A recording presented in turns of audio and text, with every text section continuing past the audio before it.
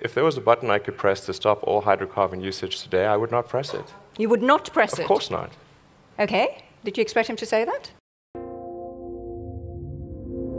What kind of a threat do you think you are to the oil and gas industry? Well, I don't think we're much of a threat. I mean, yet. Yet.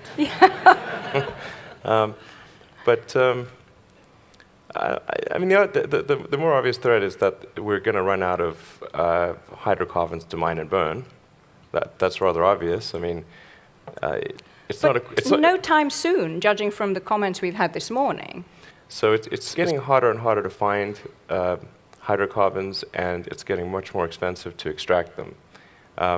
And really, we're just arguing about the when hydrocarbons run out or become prohibitively expensive, not if. I mean, I don't think there's anyone here who would say it's an if, not a when. I mean, you are, a tech guy, right? You're a physicist and an engineer. You call yourself the chief architect of companies. I tend to view things from You don't sort of think a that physics human standpoint. ingenuity and technology and resourcefulness will mean that we will still have abundant fossil fuels available? Not. I mean, this has been going on for some time. They think you've reached the boundaries, and yet they find more. And look at the whole shale gas revolution.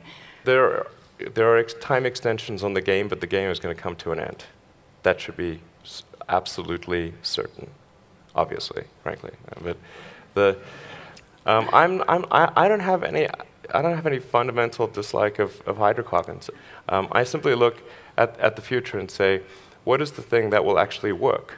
And using a non-renewable resource obviously will not work.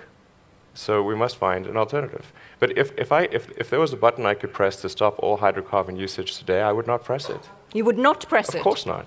You would not press it because... It would cause because human civilization to come to a halt. every hospital would have to close down. That would be ridiculous. So it would be irresponsible to press that button. But what does need to happen is to, if we can, accelerate the transition towards renewables. That's the sensible thing to do. If you take, I'm going to use maybe two examples. Saudi Arabia, since the Saudi Aramco president spoke here.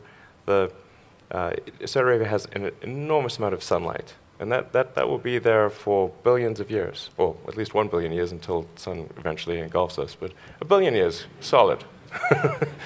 So it seems that investing in the solar resource is the thing that's really going to preserve the long-term future, not so much the oil and gas. I mean, that's a temporary thing. In the future, we'll look back, and by future, I'm not talking about super far in the future, I'm talking about towards the end of the century.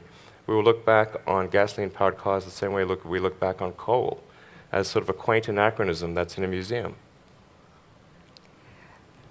That's the quote for you, members of the press at the back of the hall.